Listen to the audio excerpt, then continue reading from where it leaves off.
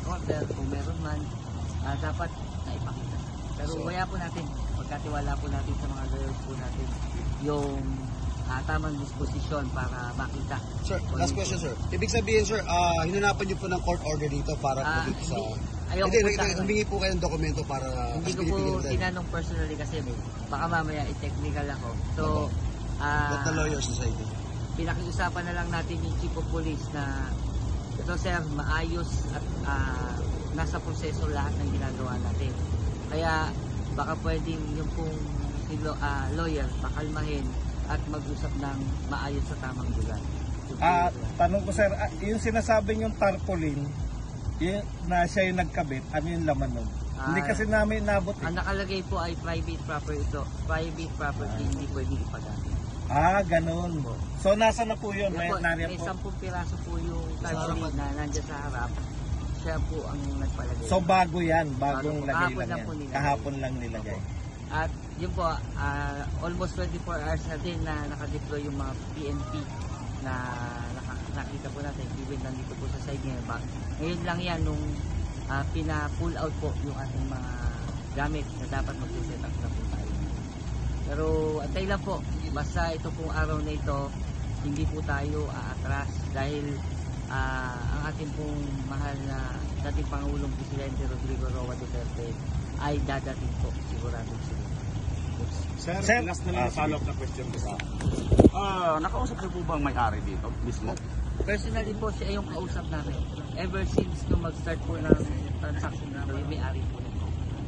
Yung katiwala. Bali, ano rin po na relative nito. So yung may-ari na yon, siya rin po ba yung nagbigay ng order dyan sa abogado?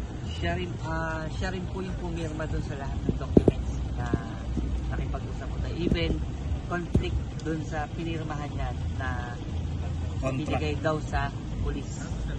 Ay yung doon sa abogado sir, nung nagpunta dito? Wala po siyang paper pa eh. So far wala po na-present na paper. Basta na lang dumating dito at kailangan daw kami paalisin dahil yun nga, meron na siyang report sa police. So siguro po dun sa legal battle na yun, maybe kailangan silang dalawa mag-usap dahil po kahit ordinaryo mamamayan po tayo, kahit pa alam naman po natin na kung ano yung nasa tamang batas. Okay sir, lilinawin lang natin, yung mismong may-ari nito pumayag. Pero yung abogado na yon na sinasabing abogado ng may-ari, may sinasabing pinipigilan kayo rito. Ngayon lang po siya. Actually ngayon kaya nga nagulat kami bakit ngayon lang dumating yung may-ari. Nung nakaraan wala sir? Wala po, yung may-ari lang po. Hindi ba ito recognized ng may-ari? Siya po yung kasama kanina. Ayan, maraming salamat sir. Actually sir, kung babarahan tayo ngayon na So lahat po ginagawa na po rin. lahat po tayo nakikita. Ayan, pinarahan nila ng truck ang entrance ng Maisog Field. Ayan o, pinarangan nila.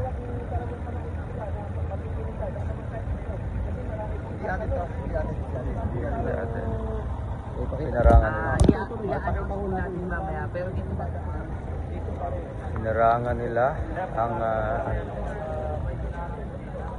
pinarangan nila ngayon. Grabe, takot na takot ang gobyerno. Takot na takot. Ayan po, may hinarang ko dito.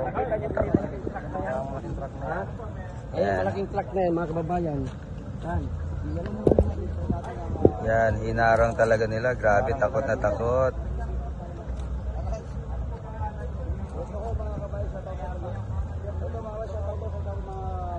Nilagyan po nila ng trailer truck, dinarangan po nila dito at